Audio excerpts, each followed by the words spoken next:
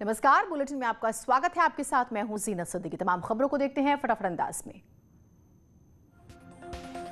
गोंडा में डूडा का फर्जी परियोजना अधिकारी बनकर एक व्यक्ति ने कई लोगों से की लाखों की लूट। डीएम और मुख्य विकास अधिकारी के नकली हस्ताक्षर कर किया फर्जीवाड़ा।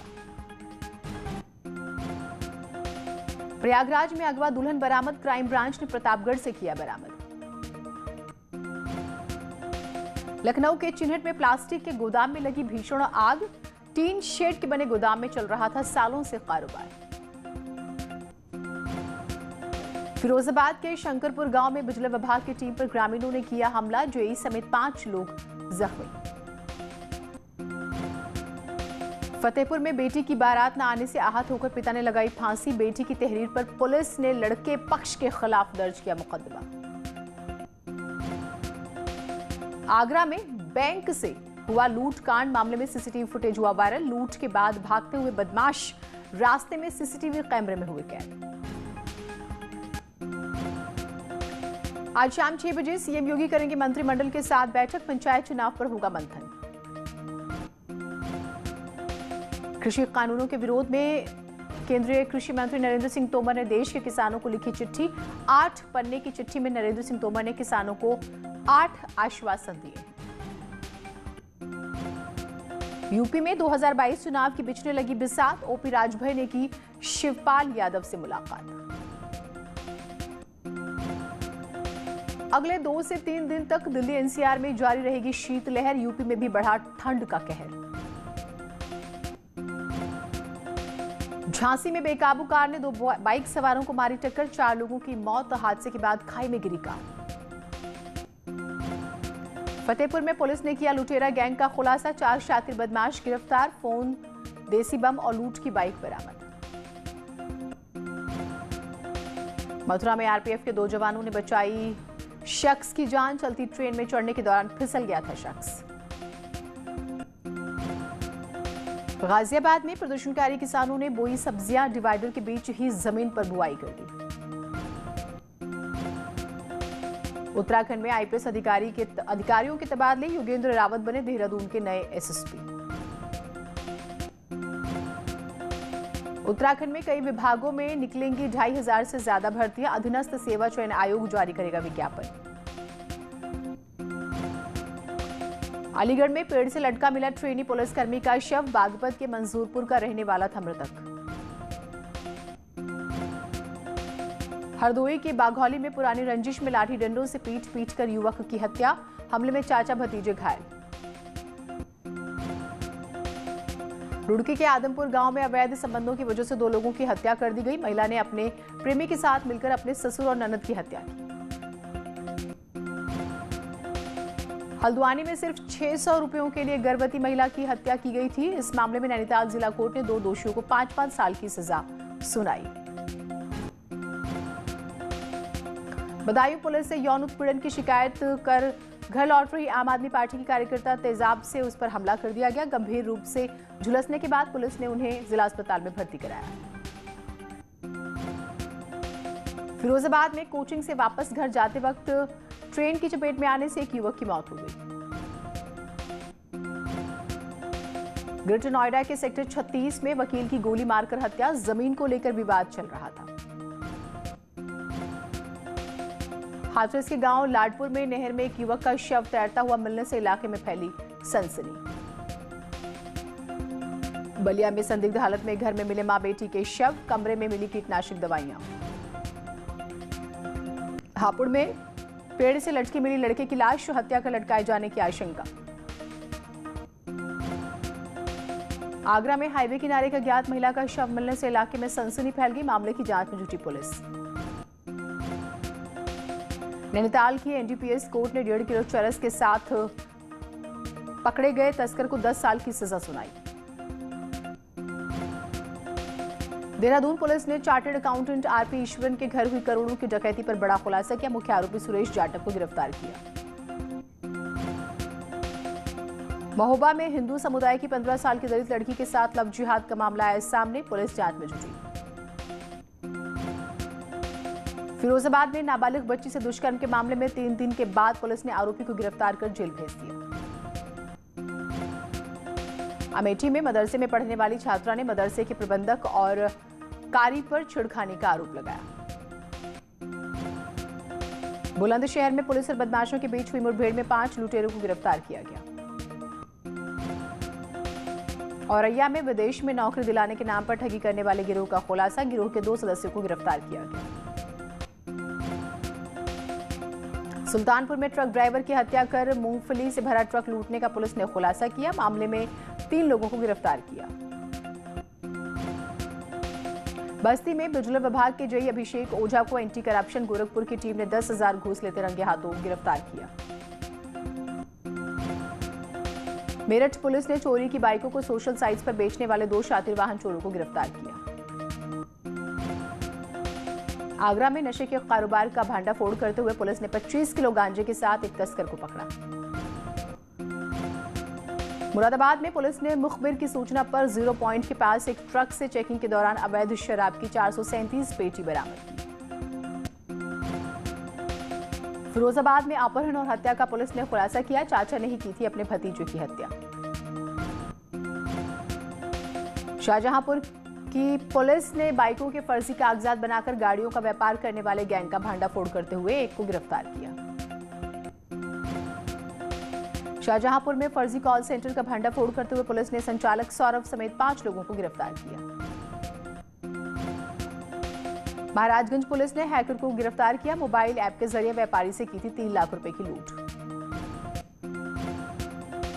लखीमपुर खीरी में पुलिस को मिली बड़ी कामयाबी, 25,000 का इनामी गैंगस्टर मजहर गिरफ्तार। चंदौली में मुठभेड़ के बाद 25,000 का इनामी बदमाश गिरफ्तार। पुलिस पर फायर कर भाग रहा था बदमाश। ललितपुर में नगर पालिका और नगर पंचायतों पर भ्रष्टाचार का आरोप, कार्यदायी संस्था को 63 लाख का अग्रिम भुगतान कर पाली और मेहरौनी में भी बंदरबाट का आरोप। आगरा में नवनिर्मित शाहदरा फ्लाईओवर के पास जगह जगह लगे हजारों पौधे देखभाल न होने की वजह से सूख गए हैं। कांग्रेस के पूर्व अध्यक्ष और वनाधिकारी कांग्रेस संयोजक किशोर उपाध्याय ने खटीमा में राज्य सरकार पर वनाधिकार के तहत लोगों को सुविधाएं नहीं देने का आरोप लगाया। लगातार बढ़ रहे गैस और तेल के दामों के विरोध में कांग्रेसियों ने रामनगर में सरकार का पुतला फूंका। खटीमा में नगर पालिका मित्रों को 5 महीने से वेतन नहीं मिलने के साथ 5 सूत्रीय मांगों पर कार्य बहिष्कार किया गया। बुलंदशहर में स्वास्थ्य विभाग की लापरवाही, घायल महिला का मेडिकल कराने के लिए अस्पताल में डॉक्टर नजर ही नहीं आए। हरदोई के कलेक्ट्रेट परिसर में किसान यूनियन का नेता परिवार के साथ भूख हड़ताल पर बैठा। पीड़ित परिवार का दबंगों पर परेशान करने का आरोप। हरदोई के आरटीओ ऑफिस के बाहर दुकानों में हो रही फर्जीवाड़े को लेकर छापेमारी की गई। कई दुकानों से अवैध सामग्री और कुछ फर्जी कागज बरामद किए गए। संत कबीरनगर में पुलिस लाइन में पुलिस पाठशाला का आयोजन किया गया। छात्र छात्राओं ने पुलिस विभाग के बारे में बेहतर जानकारी हासिल की। सोनभद्र में छात्र छात्राओं को स्कॉलरशिप दिए जाने समेत फीस वसूली को लेकर छात्र संगठनों ने प्रदर्शन किया। चंदौली के पंडित दीनदयाल उपाध्याय रेल मंडल के तमाम स्टेशनों के मास्टरों ने अपनी मांग को लेकर डीआरएम बिल्डिंग के सामने प्रदर्शन किया। रुड़की में प्रदूषण बोर्ड की जांच में ग्रामीण इलाकों के 6 कोल्हू संचालकों को प्लास्टिक रबड़ जलाते हुए पकड़ा गया है। अल्मोड़ा के एसएसजे कैंपस में एक महिला प्रोफेसर कोरोना पॉजिटिव पाई गई है और 3 दिन के लिए कैंपस को बंद किया गया। हल्द्वानी से सटे तराई के इलाकों में गजराज की दहशत, खेतों के बाद आबादी का रुख कर रहे हैं हाथी। रुड़की के कलियर इलाके में गुलदार दिखने से दहशत, पेट्रोल पंप के सीसीटीवी में हुआ कैद। हापुड़ के लुहारी गांव में खेत में 10 फीट लंबा अजगर दिखने से लोगों में दहशत। आजमगढ़ के वाजिद गांव में दबंग प्रधान के घर बिजली के लाखों रुपए बकाये पर बिजली काटने पहुंचे कर्मियों के साथ दिखाई उसने दबंगई। बांदा में अवैध कब्जे पर प्रशासन का एक्शन, जेसीबी मशीन के जरिए हटेगी पूर्वा के पास मकानों को किया गया ध्वस्त। मेरठ के सन ऑफ स्वाद रेस्टोरेंट में अचानक आग लगने से हड़कंप मच गया। आग लगने से लाखों रुपए का माल जल गया। आजमगढ़ के कंतालपुर गांव में शॉर्ट सर्किट से एक रिहायशी मंडी में आग लग गई। स्थानीय लोगों ने आग पर काबू पाने की कोशिश की। फतेहपुर में एक घर में पिछले 4 दिनों से रहस्यमय तरीके से आग लगने से दहशत फैली हुई है। दैवीय आपदा मान रहे हैं लोग।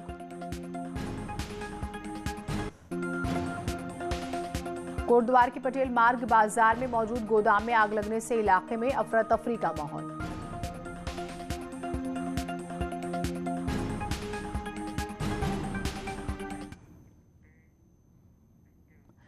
जरा संभल कर, किसी को यूं ही अगर आप अपने मोबाइल पर आने वाले ओटीपी को बता देंगे तो आपके साथ भी धोखा हो सकता है। और सिर्फ धोखा नहीं, बड़ा धोखा। आपके मोबाइल फोन पर किसी फाइनेंस कंपनी, LIC, नौकरी के लिए किसी लड़की का फोन आ रहा है तो यह खबर आपको सावधान करने वाली है। आजकल फर्जी कॉल सेंटर्स का ऐसा जाल बिछा हुआ है कि वो किसी को भी अपने शिकंजे में लेने के लिए तैयार बैठे हैं। अब हम ऐसा क्यों कह रहे हैं? यूपी में कुछ शहरों में हाल में कुछ ऐसा हुआ। कई ऐसे गिरोह पकड़े गए जो लोगों की जरूरतों का फायदा उठाकर उनको ठगने का काम करते हैं।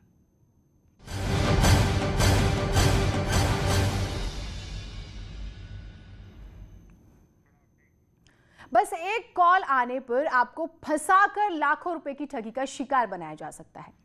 ऐसा ही मामला शाहजहांपुर में सामने आया, जहां काले धंधे के कॉल सेंटर का खुलासा किया गया है।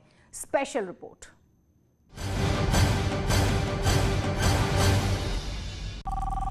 हेलो सर, आपको एक कॉल आपके कार्ड से संबंधित किया जा रहा है। सर, बताना चाहूंगी कि आपके खाते को 50,000 की लॉटरी लगी है। एक फोन कॉल और आप हो सकते हैं कंगाल। ठगों ने ऐसा जाल बिछा रखा है कि जरा सी चूक और आप शिकंजे में फंस सकते हैं, तो रहिए सावधान।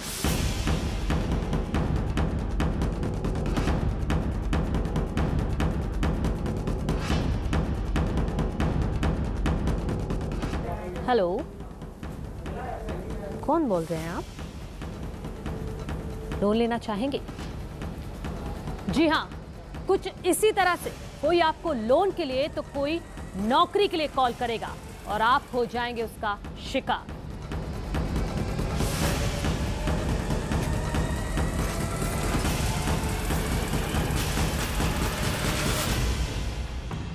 इंटरनेट पर शातिर लुटेरों का ऐसा जाल बिछा है कि वो ऑनलाइन धोखे की दुकान चला रहे हैं। ऐसी दुकान जो चंद सेकंड में ही आपके खाते के सारे पैसे हजम कर लेगी।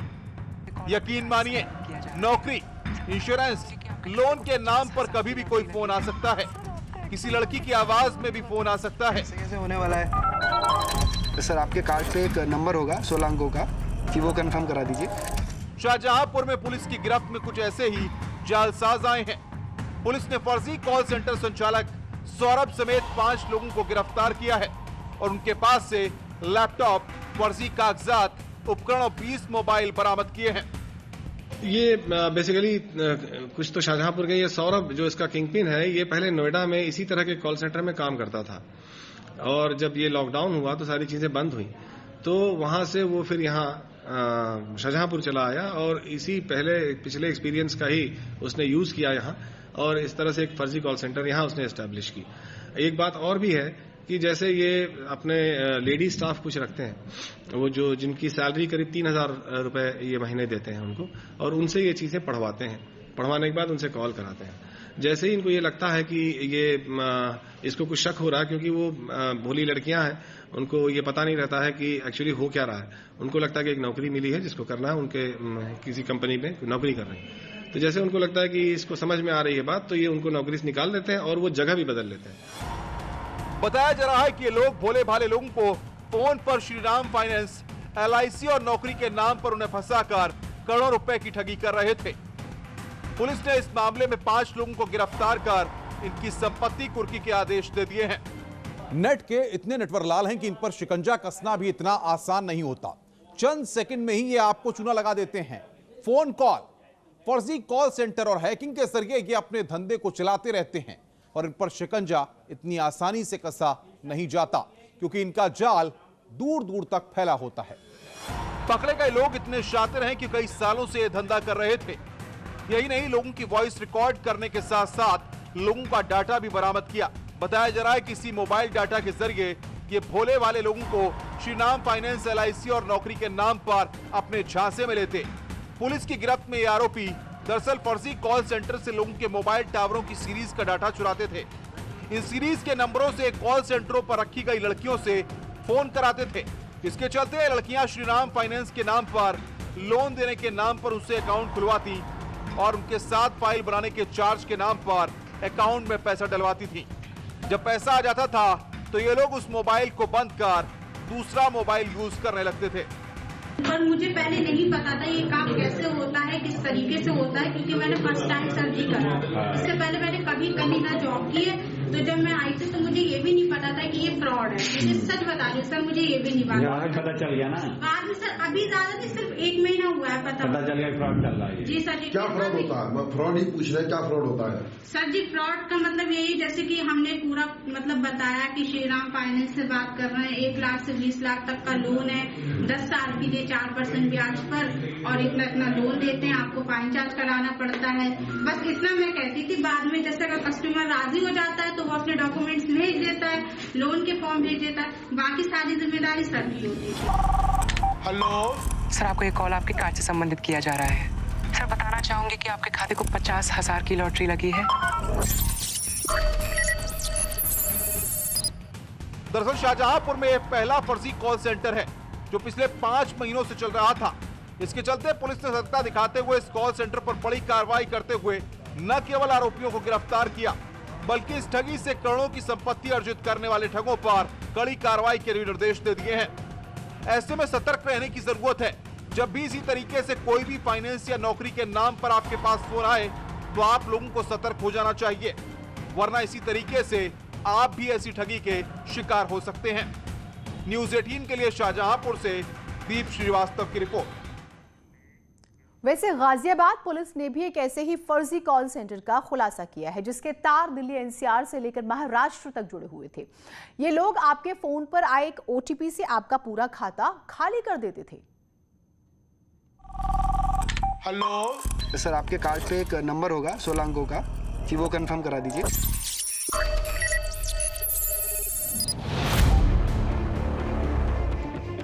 गाजियाबाद पुलिस की गिरफ्त में खड़े वो 9 लोग हैं जो महज एक OTP से आपका पूरा खाता खाली कर दिया करते थे।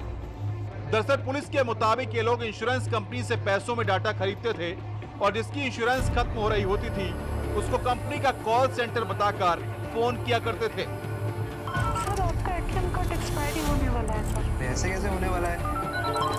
सर आपके कार्ड पे एक नंबर होगा 16 अंकों का, कि वो कंफर्म करा दीजिए।